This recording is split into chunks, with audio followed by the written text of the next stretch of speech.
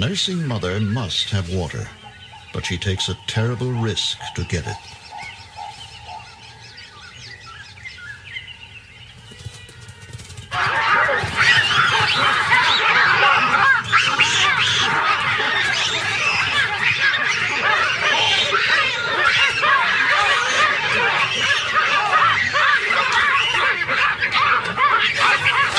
The mother has torn herself free.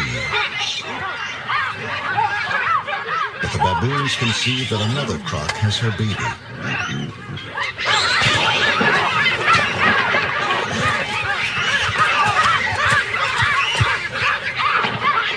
The croc will lose its prize to the others unless it leaves the pool.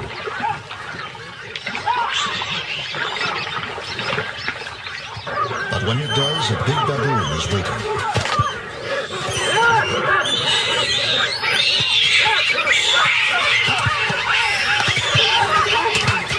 The croc drops the baby.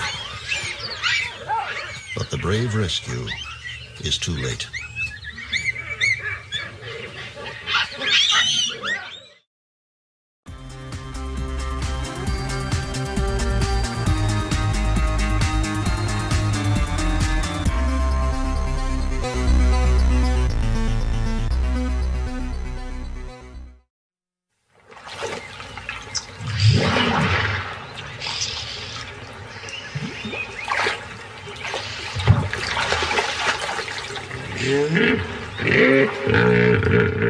This is the story of a pool and the animals that cannot live without it. It's a place where hippos and crocodiles survive in mysterious harmony. A crowded pool where predator and prey are drawn together and where strange things happen that have rarely been seen before.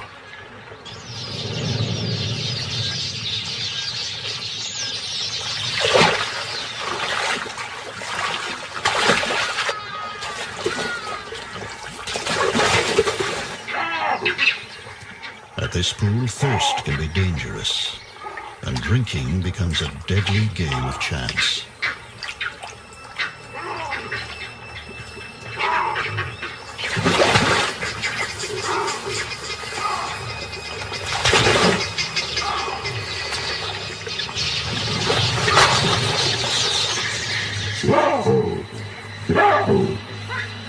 When the pool shrinks in an unrelenting drought, there is a desperate fight for life. A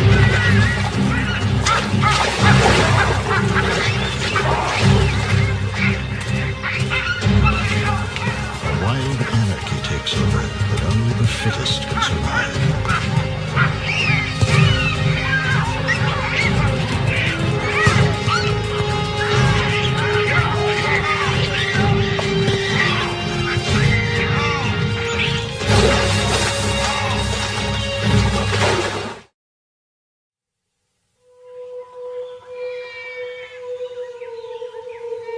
A river in Africa. It's known as the Luvuvu, or Hippo River. And where land and river meet, there exists a rich concentration of animals.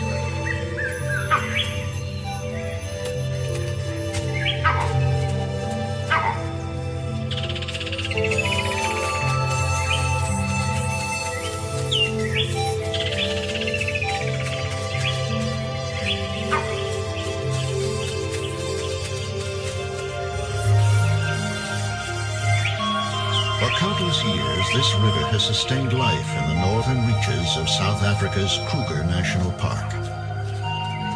When good rains have fallen, there is abundant water for all. But this year, little rain fell. The river dwindled to a narrow channel and finally stopped flowing. The pools that remain in the riverbed are life-sustaining oases. And this, which is one of the largest and deepest and has never been known to go dry, is a favorite refuge for hippos and crocodiles. For those who have to drink here each day, the challenge is to drink and survive.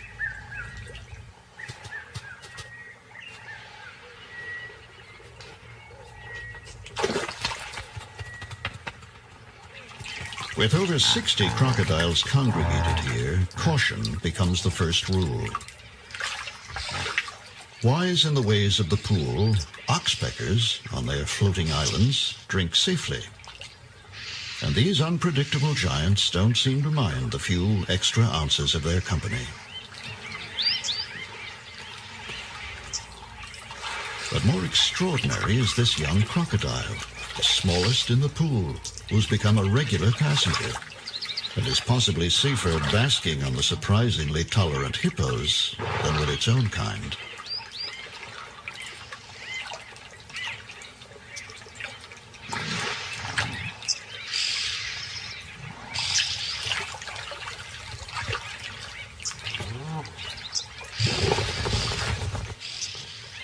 Wily baboons have another strategy. They dig pits at the pool's edge and drink the seepage water, rather than risk a croc attack. In contrast, this female impala is so stressed by thirst she's beyond caution.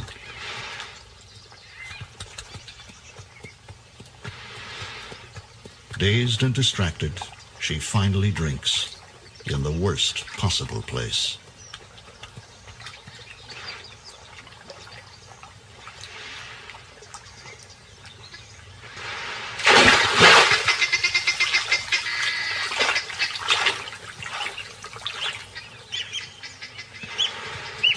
Crocs aren't the only problem here. These impala have run afoul of a white-crowned plover, whose eggs are in a depression in the sand. These birds only nest near water, and so when the river dries, the fringe of the pool becomes prime real estate. But it's also a busy and dangerous thoroughfare. Crocs come here regularly to bask. Crocodiles lumbering up the bank are a major hazard for the fragile eggs. But unlike the timid impala, the crocs ignore the birds' warning cries. Lucky this time, and she settles down again to brood.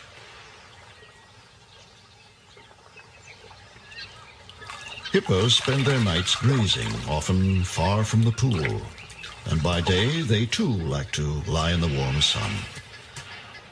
A large, wet snout, applied with surprising gentleness, seems all that's needed to clear some space on the crowded beach.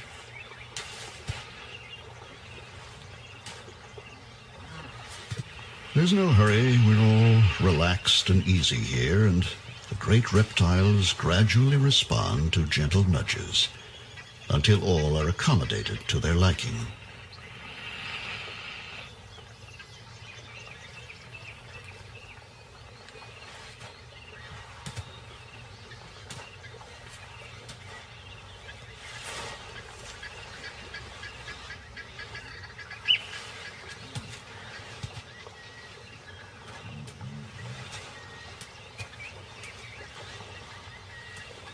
Another close call for the plovers as the crocodile returns to the pool.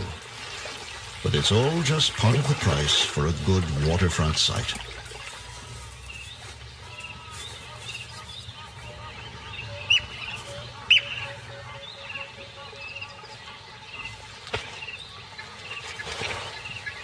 Hippos are a nuisance for the plovers. They don't leave much space between them.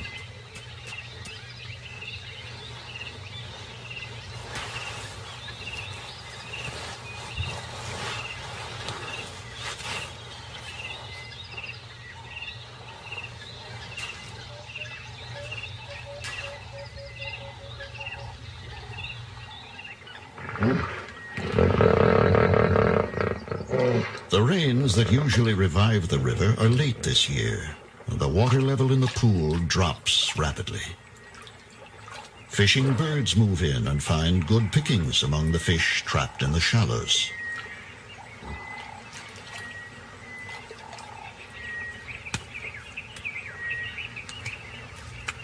The yellow-billed stork's juggling act is no game, but a way to tire the fish into relaxing its sharp, erected spines.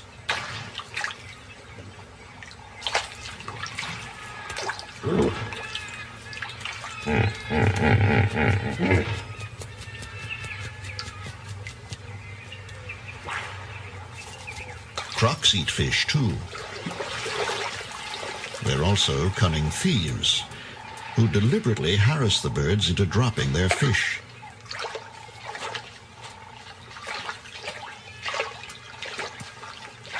The herons must wet their catch before they can swallow it, and the crocs watch closely, waiting to move in and panic the bird at just the right moment.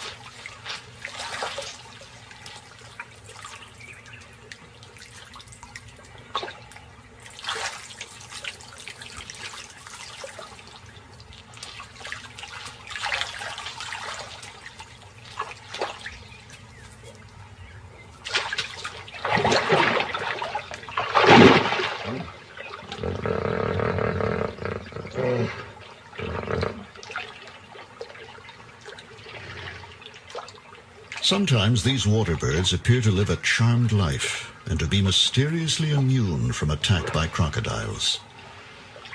But bird and reptile understand each other well, and the crocs seem to know these birds are just too alert to be easily caught.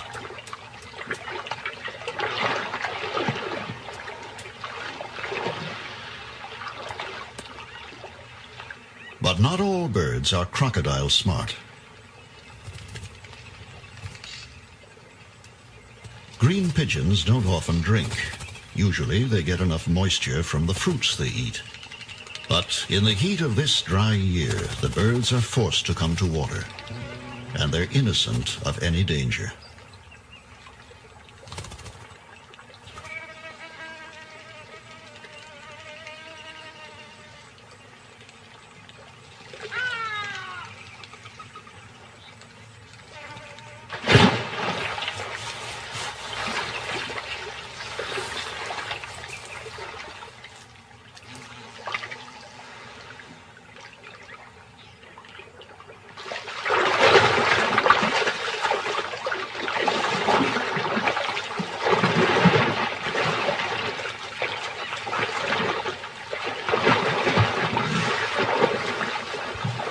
The sight of crocodiles spinning in a feeding frenzy is enough to frighten most animals away. But as the crocs tear apart an Inyala bull, something amazing happens. A hippo moves in and begins to mouth and lick the bodies of the feeding crocs.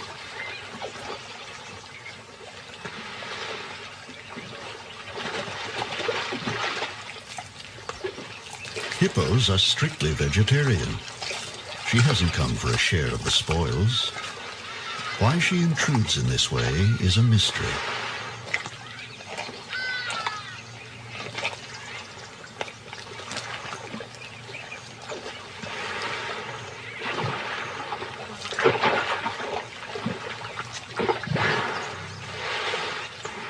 She is more powerful than the crocs, and her dominance over them is absolute.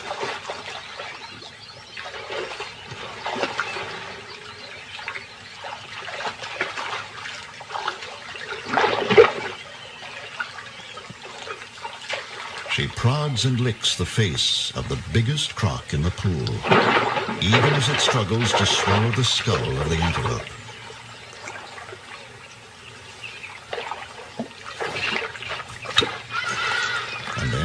As if her curiosity has been satisfied, she loses interest and leaves the crocs to their feast.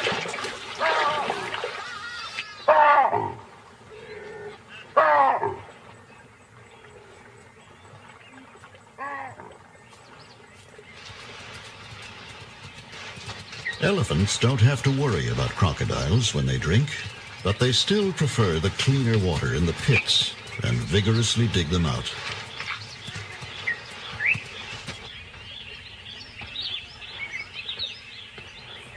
In the river bank near the pool, a large colony of nesting bee-eaters are feeding their young.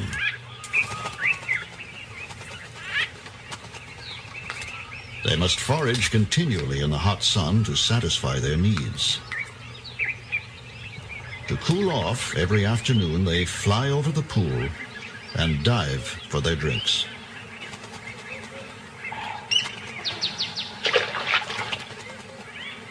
For some of the crocs, this is the signal to take up positions.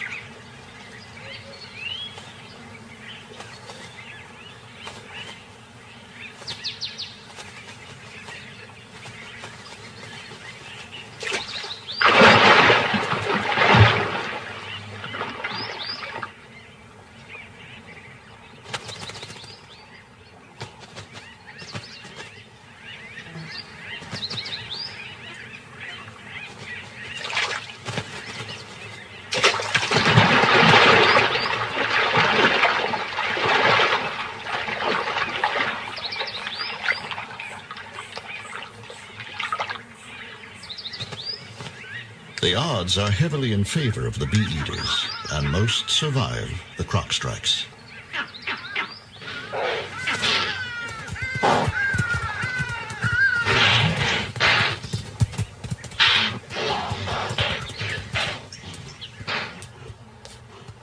A thirsty lioness comes to water. She tries a pit, but finds it full of bees.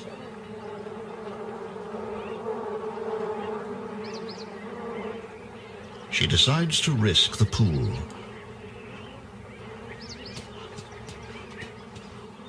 In heat like this, the bees need water too. Lions can go without water for a long time, but this one is a nursing mother. She must drink.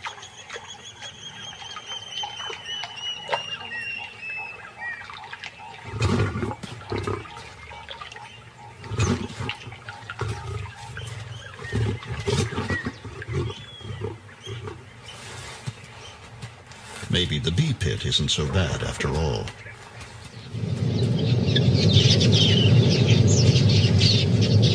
Large flocks of quelias are in the area, searching for seed and grain.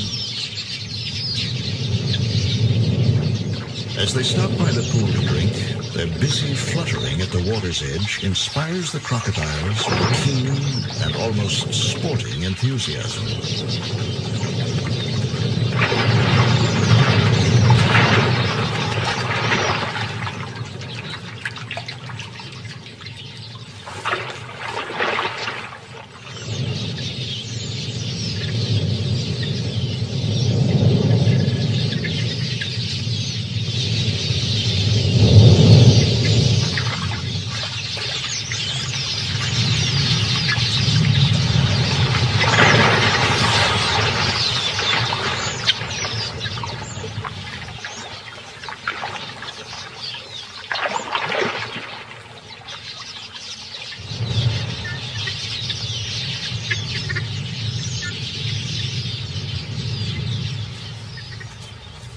The monitor lizard is the scourge of both ground-nesting birds and the egg-laying crocodiles.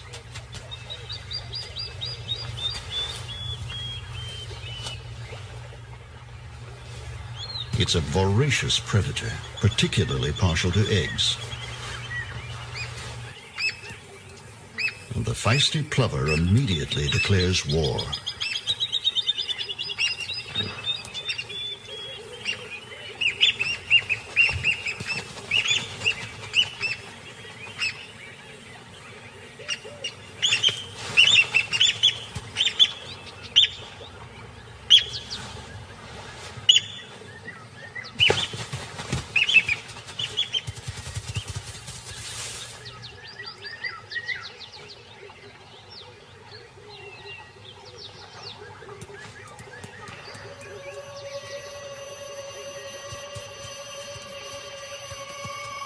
During the heat of the day, the sand becomes unbearably hot and burns the skin between the impala's hooves.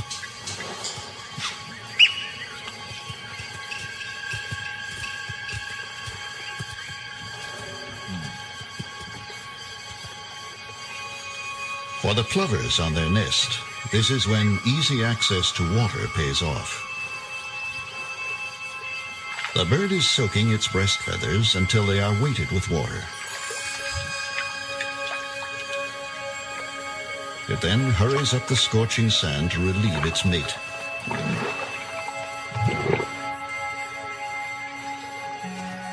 The plovers are brooding on sand that feels hot enough to fry an egg, and by midday they are changing guard at the nest every 10 minutes. Without the constant protection of their cool, wet feathers, the eggs could not survive the heat. The sand is so hot, it's a wonder she doesn't fly down.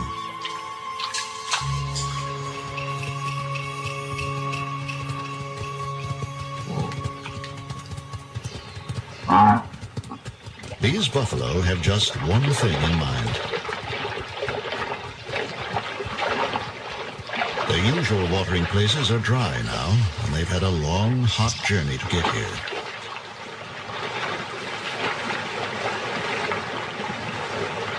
One of the calves strikes out on its own and is soon in dangerous company. But these aren't the biggest crocs in the pool, and the lucky calf quickly returns to the herd.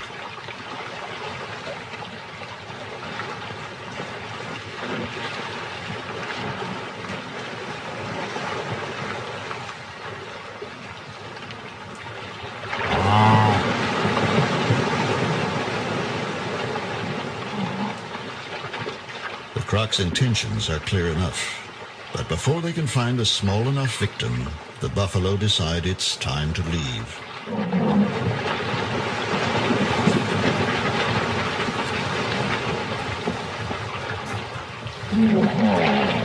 An irritated hippo helps them on their way.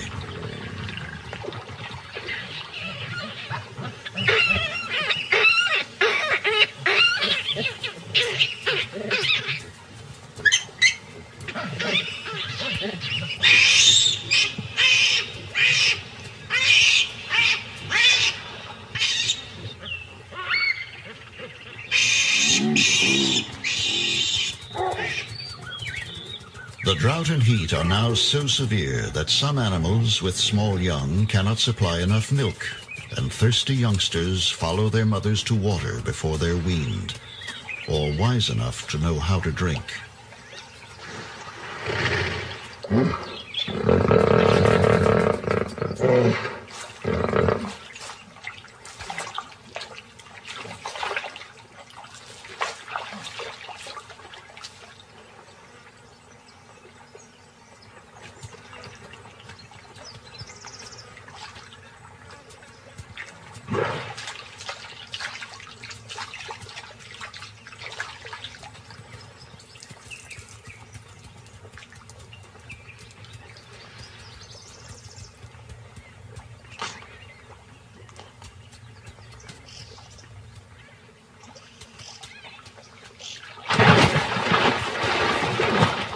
In an instant, both croc and fawn vanish into the pool,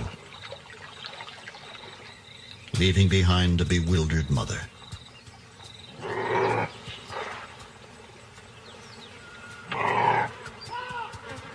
Somewhere under the surface of the pool, the crocodile lies low with its prey, waiting for an opportune moment to eat without having to share.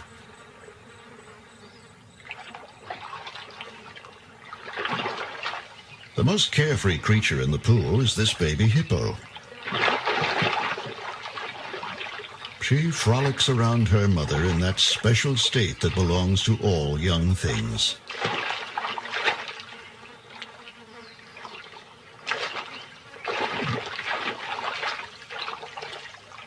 She is oblivious to the dangers in her world.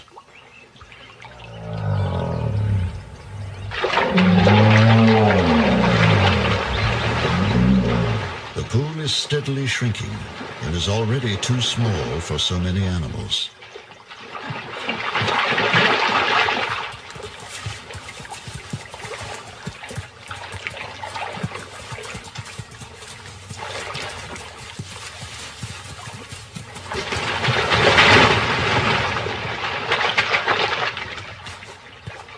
But the hippos can't settle fights caused by overcrowding. There is no place else to go. As usual now, the hippos subside in an uneasy truce.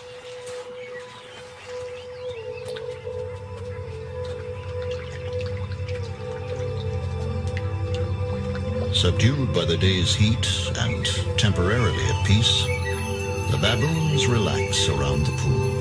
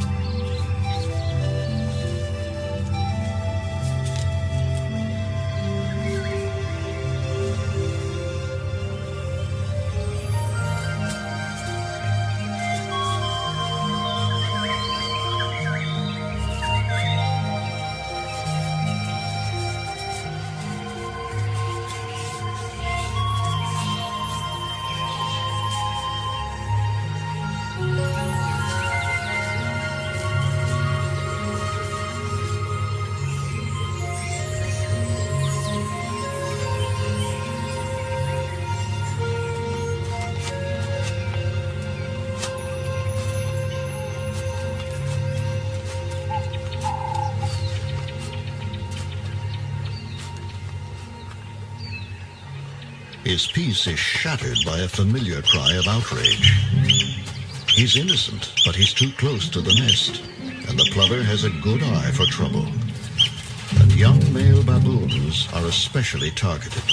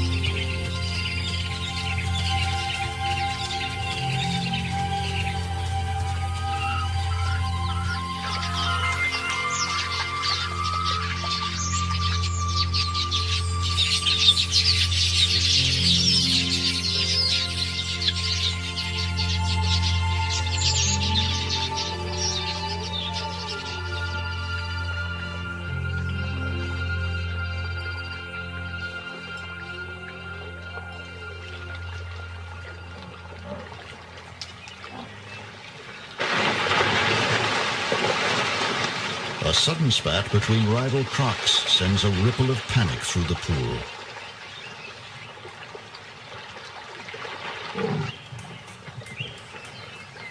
It's small wonder that the plovers are having trouble. A fresh track shows that a crocodile plowed right over their eggs. This is their third nest of the season that's been lost to the crocodiles. Starting again from scratch, the plovers perform the ritual of selecting a site for a new nest.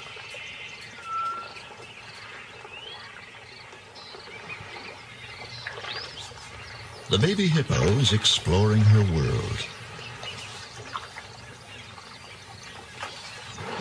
The restraint of the crocodile seems out of character. But with 2 tons of devoted mother nearby, she's free to treat crocodiles with the same bold familiarity as the adult hippos do.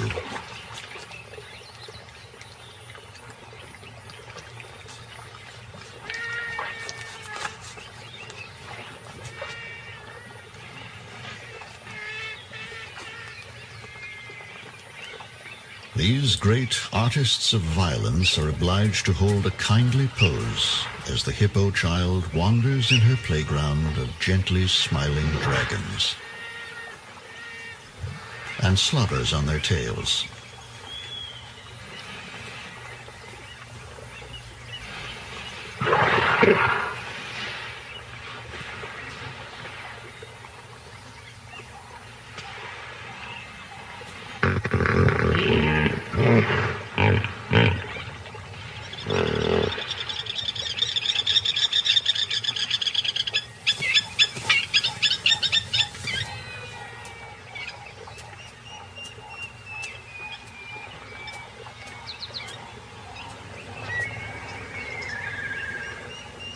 A yellow-billed kite checks the pool for an easy meal and sights a dead fish.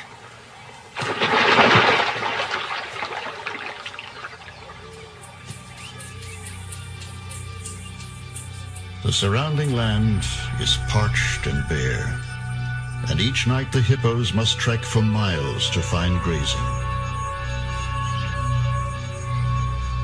Other animals wander in the riverbed in search of the few remaining pools.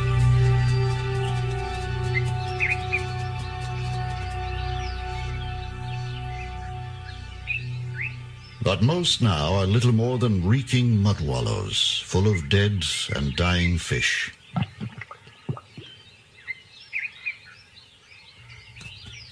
Even so, the impala would drink here, but the pool is dominated by a single croc, the last of a group of more than 40 that were here a month ago. The monkeys won't risk it and drink instead in deep footprints. The fawn's attempt to drink is a small disaster. Now it's covered with stinking mud.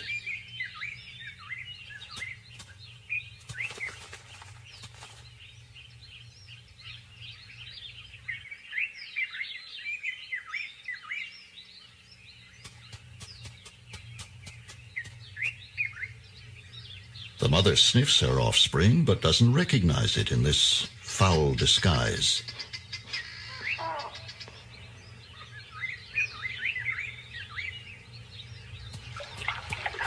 The crocodile that has held back the drinkers suddenly leaves. Perhaps there is no future for it in this tiny pool.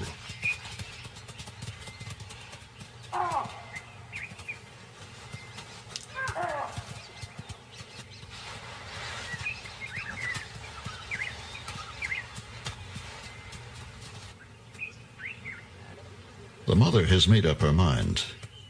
This is not the sweet-smelling youngster she came with. But the fawn knows better.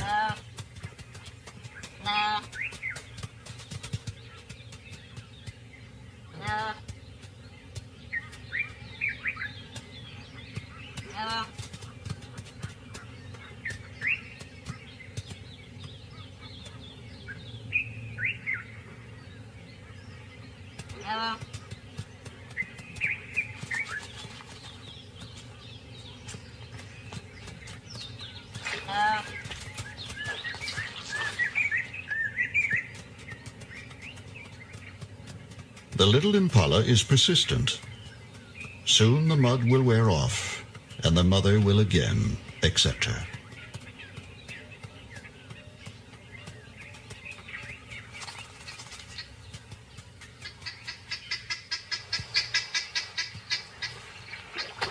The crocodile reappears, covered in fresh red earth.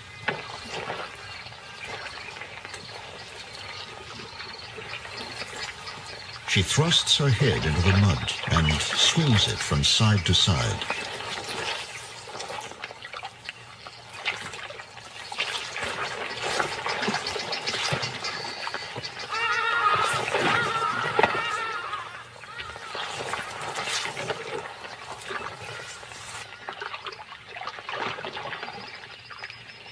At first, her peculiar behavior is a puzzle, and then her secret is revealed as her muddy jaws open gently to release the newly hatched babies she has carried down from her nest on the riverbank. This is the reason she has remained in the pool so long. She would never desert her young. She is their only protection.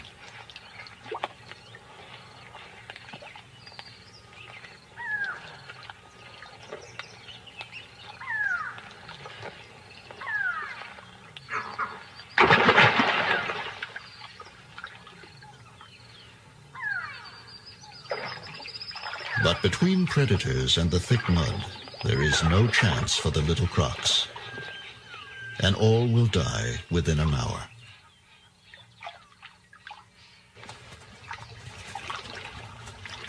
Back in the big pool, crocodiles writhe and heave over another carcass. And once again, hippos are amidst the frenzy. There's nothing for them to eat, yet something attracts them here.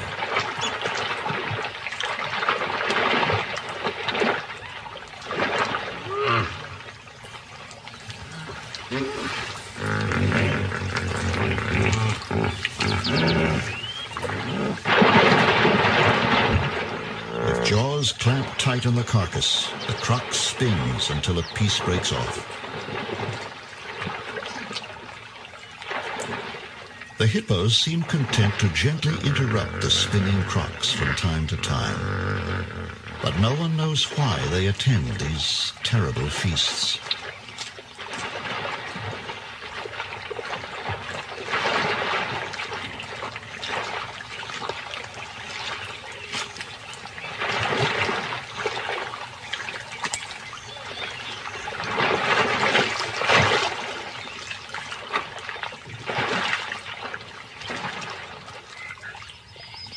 For 9 months, little rain has fallen, and the animals risk death for water.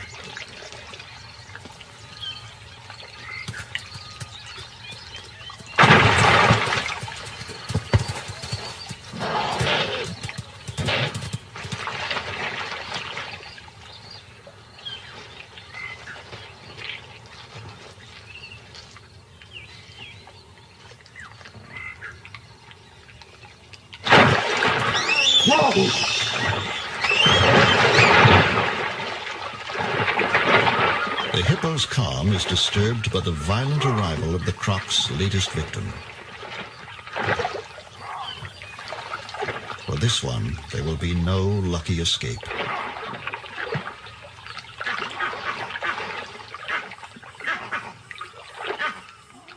The baby hippo is already wedged deep among crocs, close to the impala carcass and the biggest crocs in the pool. The mother then does a strange thing. Rousing herself to investigate the scene, she pushes her baby almost onto the impala and then retreats, leaving her calf between these jaws and the meal.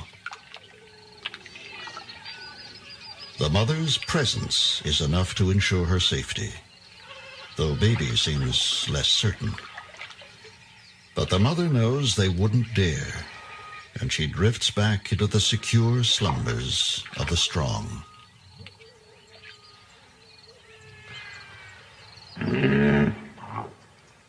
The pool has become so dangerous that most animals prefer to drink from the pits.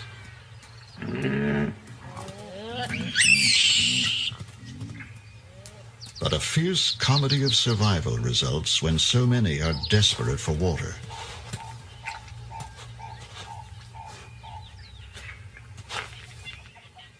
Large male baboons commandeer the pits and drink every mouthful of water that seeps in.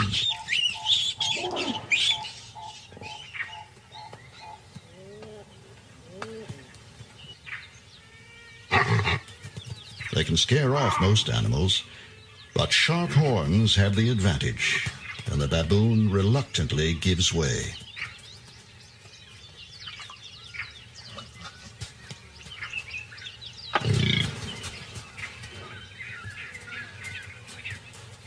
Competition at the pits is so fierce that those that can't cope with a big baboon have to take their chances at the pool. A nursing mother must have water, but she takes a terrible risk to get it.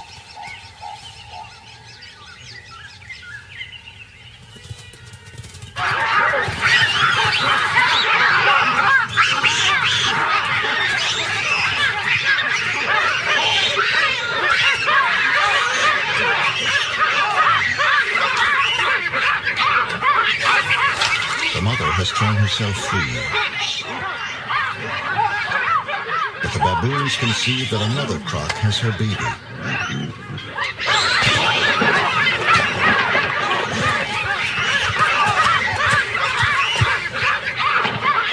The croc will lose its prize to the others unless it leaves the pool.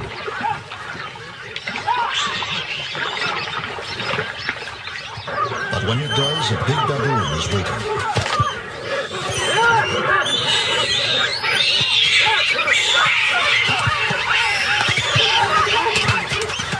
Drops the baby. But the brave rescue is too late.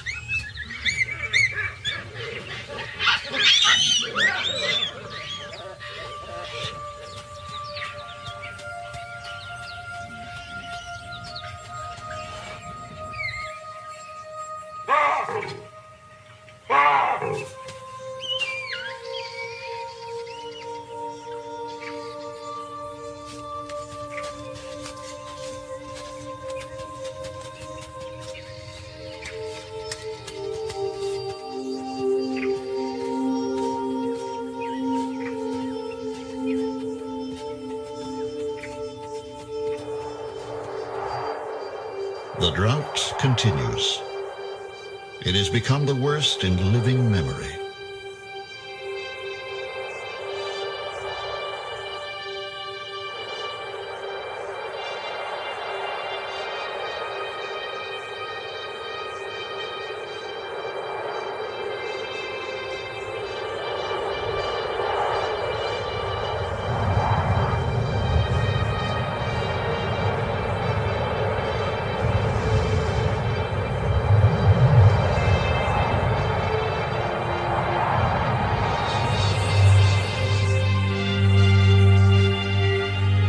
The pool has dwindled to a mud wallow, many of the hippos have left on a final quest for water.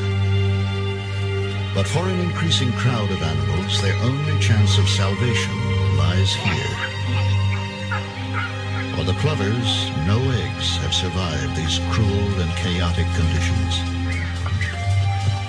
Every day, an assembly of desperate animals gathers around the pool.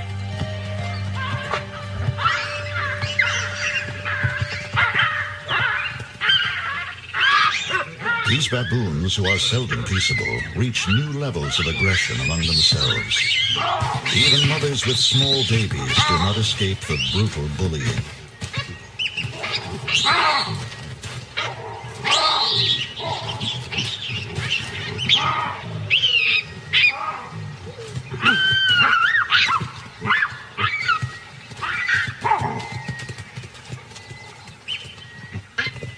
Baboons still dominate the pits, but a female Inyala, driven by thirst, is ready to fight for a drink.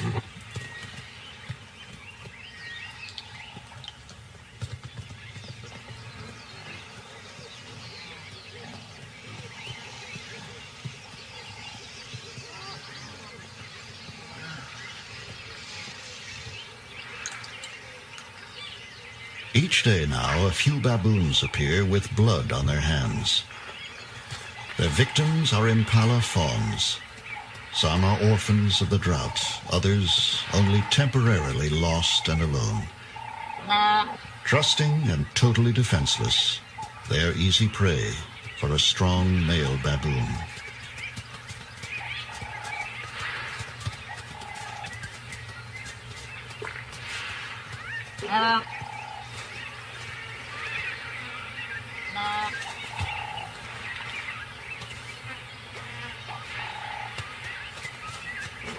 Unaware of the fate of her offspring, the mother ranges up and down the pool, calling.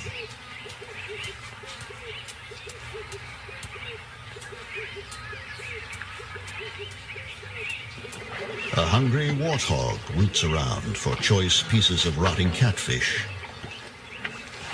while a kudu, heedless of the crocs, drinks the mud.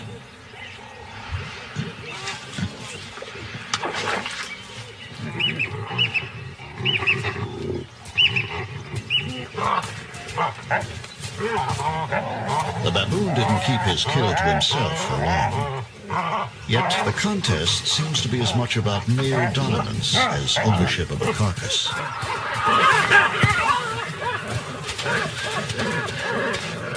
Meanwhile, the warthog sees a good opportunity. She's a little slow and no match for an agile baboon.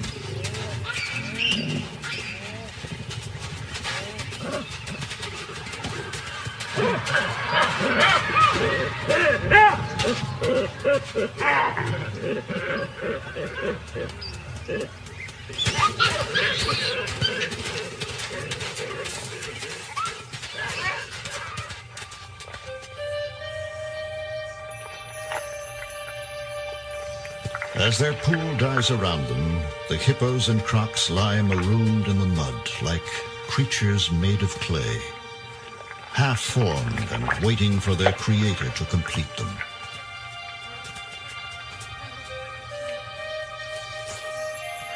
A baboon risks all on a thin crust of mud as she searches for puddles on the surface, while all around her lie more than 100 crocodiles, indistinguishable from the mud.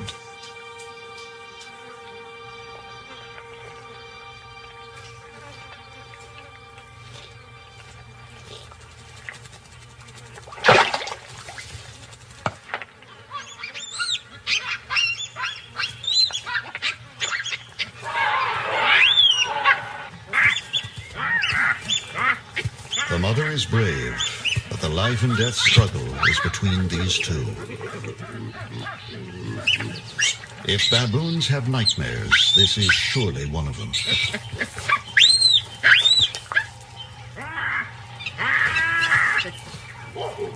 Torn between terror and wanting to help, the mother is unable to rally any support.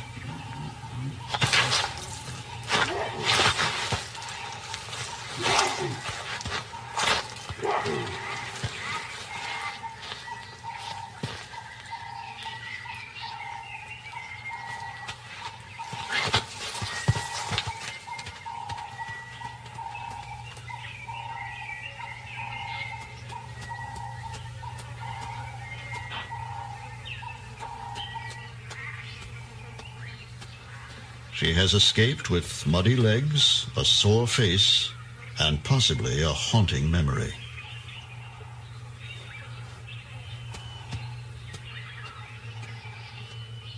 Right now, she needs some hands-on grooming, but there is none to be had. Just a curious stare.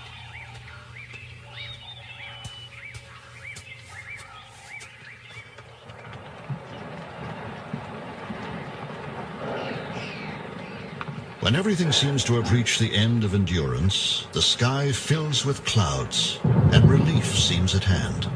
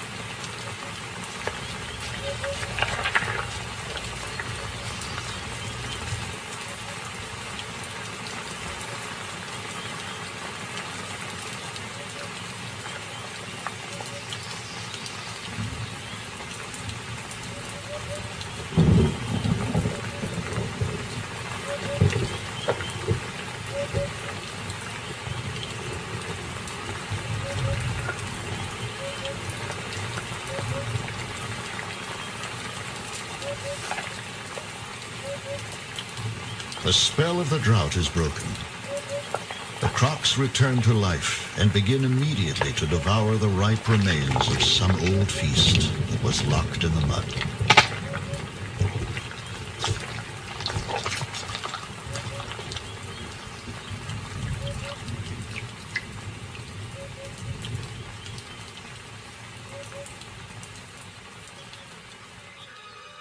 But the rain was just a fleeting reminder of better times. It does not break the drought.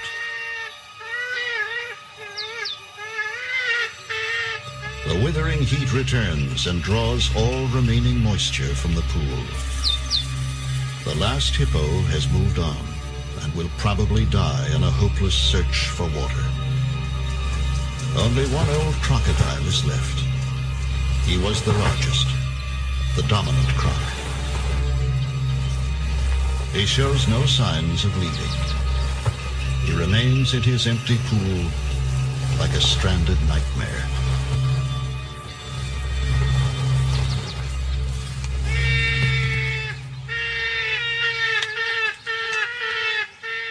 The other crocs have taken shelter from the scorching sun and the vegetation around the pool.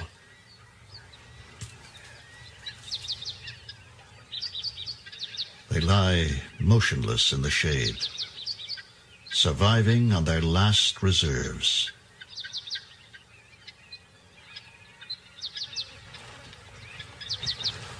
The old male croc only pushes deeper into the mud, covering himself with the remains of his pool.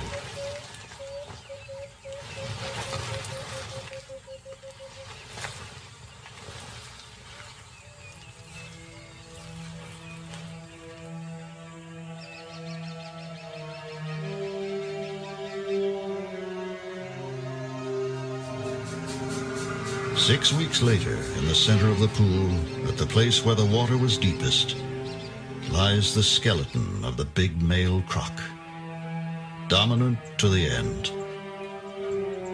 Close by are the bodies of more than 30 baboons who succumbed when temperatures reached nearly 120 degrees. And in the surrounding bush, where they had sheltered from the sun, are the desiccated remains of the crocodiles.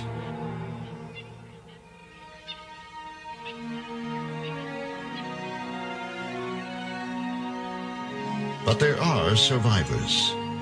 In holes dug deep into the riverbanks, there are a few crocs.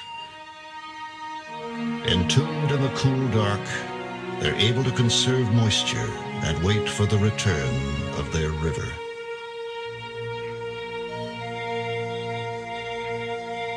For someday, beyond the distant hills, where the weather is made, it will rain again.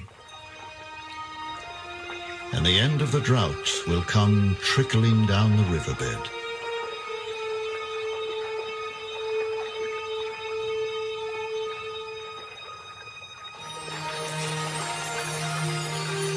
No wild calls will welcome this sight, but as the river surges and flows deep enough to swim in, who is to say that the crocodiles won't rejoice, and the birds won't revel in that first flooding?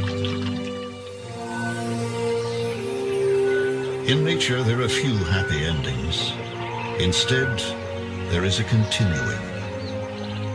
When the river returns, survivors will replenish its banks, and the great cycle of life and renewal will begin again.